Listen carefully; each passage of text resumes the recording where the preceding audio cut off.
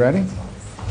Well, thank you all for being here today. I'm honored to be here with my counterparts, the foreign ministers of Rwanda and the Democratic Republic of Congo, to witness the Declaration of Principles for Peace in the Eastern DRC. It's a declaration that establishes a fundamental understanding of regional governance, security, economic frameworks, and end the fighting and allow the region to reach its full potential. The eastern part of the Democratic Republic has seen 30 years of conflict. Durable peace and long-lasting economic development is not going to be easy, but it is important. And having both of my counterparts here, the foreign ministers of these respective countries, demonstrates the beginning of a strong commitment to having the conversations that we need to have in order to reach a resolution. I'm proud to work for a president who's made peace, stable global peace, a priority of this administration. And today is evidence of that. He wants to see a peaceful resolution in many parts of the world, but he wants to see a peaceful resolution here, and we want to play a constructive, productive, and important and key role in ensuring that that can happen. And a durable peace in the Great Lakes region will open the door for greater U.S. and broader Western investment, which will bring about economic opportunities and prosperity. And it will also help advance President Trump's prosperity agenda for the world. It's as they call it, a win-win for everyone involved, for the United States, for the Democratic Republic of Congo, and for Rwanda. Our firms are good corporate citizens, American firms, and they'll bring good governance and ensure responsible, reliable supply chains for things like critical minerals that benefit regional governments and our partners and allies as well. This economic development, combined with durable peace, and I would say durable peace comes before economic development. It's impossible to do without the peace. It will also allow millions of displaced people to return to their homes, to safer communities, with new economic opportunities that have escaped generations. The African Union and regional economic communities in Africa have done incredible work, and we need to recognize that in bringing parties together and laying the foundation for these talks. Our government here is focused on energizing these efforts. So we're going to be in close contact with our African Union partners to make sure we can bring this to fruition and to see that this better future reaches everyone. I do want to especially thank our senior advisor, Mr. Boulos, and his counterparts in the Democratic Republic of Congo and Rwanda for their vision and for their hard work. Today is a step to building a peaceful, prosperous Great Lakes region. And we look forward to working with everyone involved to achieve this goal. Thank you.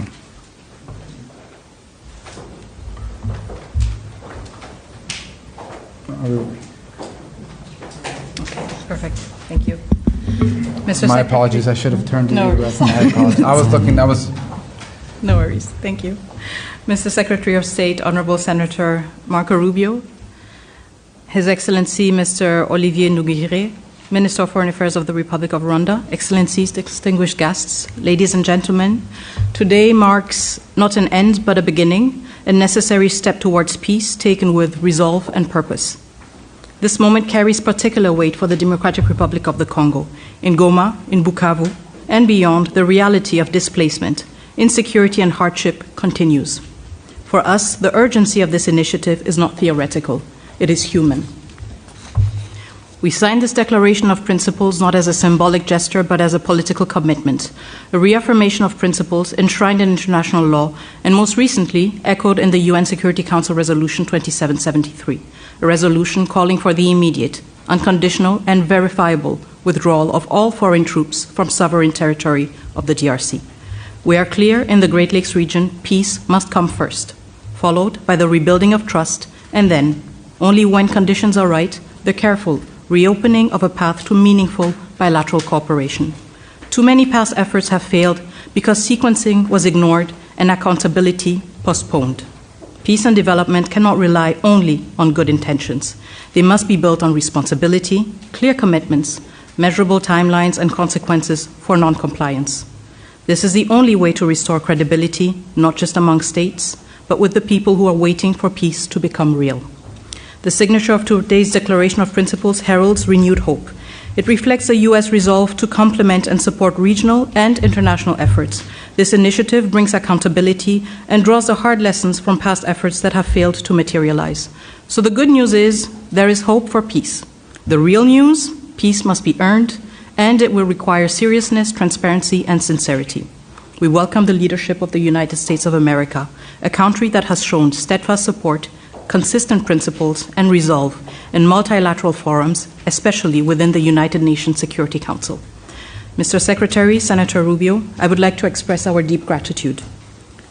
Dr. Boulos, also, your extensive consultations across the region have brought nuance, depth, and humanity to this process. And your presence today underscores that diplomacy must listen, understand the lived experiences of those most affected, and seek durable solutions. The Democratic Republic of the Congo recognizes and values this engagement of the United States. We are also encouraged by US-backed initiatives that promote secure mineral value chains and inclusive economic growth. These efforts reaffirm that peace and prosperity are inseparable. Each step towards stability is a step towards dignity, jobs, and schools. This is the promise of responsible investment and a principled partnership with the DRC, a country not only emerging from conflict, but also at the core of finding solutions to global challenges. To our countrymen and women in the Democratic Republic of the Congo, especially in the East, we know you are watching this moment with concern, with hope, and yes, with doubt. And you are right to do so. You have every reason to expect more than promises. You are entitled to actions that measure up to the suffering you have endured. We draw strength from your resilience, from your commitment to justice, and from our shared, unwavering belief that our sovereignty and our territory are not negotiable. We are a nation that honors its responsibilities, and we understand that history, geography, and yes, maybe even fate has given us the neighbors we have. The borders we inherited, as confirmed by the African Union, are permanent and will never change. But beyond these lines lie histories, families, and communities that bind us together. This shared heritage calls for maturity, restraint, and the wisdom to recognize that peace is not weakness, it is strength. Once again, we stand at crossroads, with peace within reach, and we, the Democratic Republic of the Congo, are determined to move forward, building on the lessons from the past. We stand as a nation dedicated to achieving lasting peace. We welcome the support of a strong partner by our side. And I voice the solemn hope that all parties will seize this opportunity, just as we, the DRC, have chosen to. Thank you. Thank you, Madam Minister. Mr. Minister. Thank you. Good afternoon. On behalf of President Paul Kagame and the government of Rwanda, I want to start by thanking President Donald Trump for enabling a real change in the conversation on how to resolve the situation in the Eastern Democratic Republic of Congo, leading to the signing of the Declaration of Principles today. I thank Secretary Marco Rubio and the United States government for hosting us, and I commend the positive role played by Senior Advisor Masad Boulos and his team and other officials in the significant progress achieved thus far. Today, we are talking about the real issues, the root causes that must be addressed to achieve a lasting peace in our region. Those include, first and foremost, security, as well as the return of refugees. In addition, and very importantly, we are discussing how to build new regional economic value chains that link our countries, including with American private sector investment. Our goal is a secure region free of violent ethnic extremism, which is well governed. Working together, our region can be an engine of prosperity for all our peoples and indeed Africa as a whole.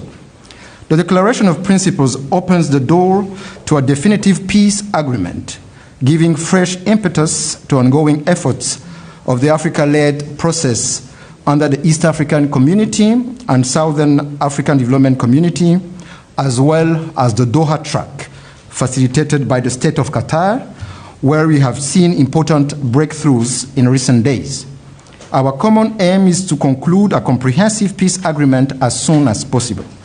But there are no shortcuts or quick fixes, and we have to do the hard work to get it done right, once and for all.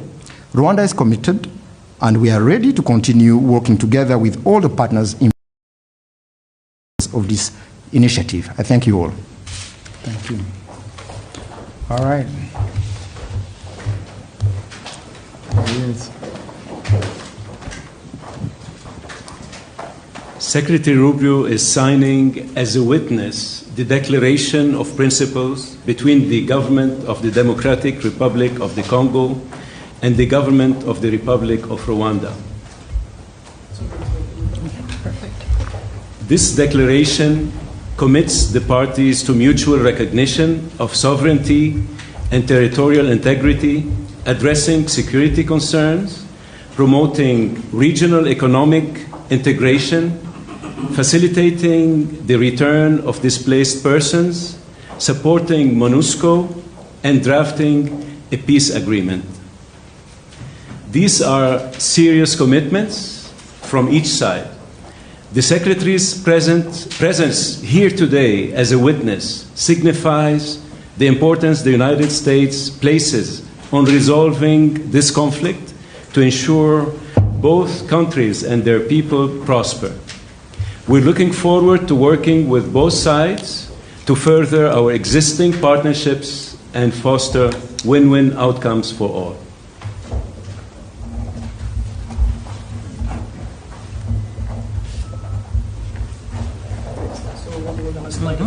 Perfect.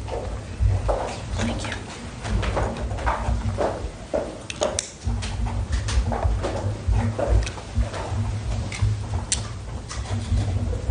Thank you. Thank you.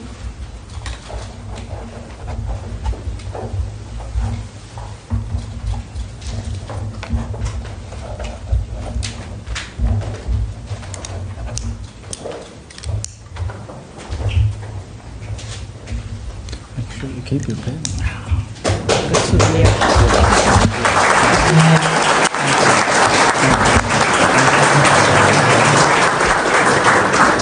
Thank you very much. Thank you so much. One question for Africa, please. One question for Africa. This concludes the ceremony. Thank you. For your excellencies, please. One question for the entire continent. Congratulations. Thank you.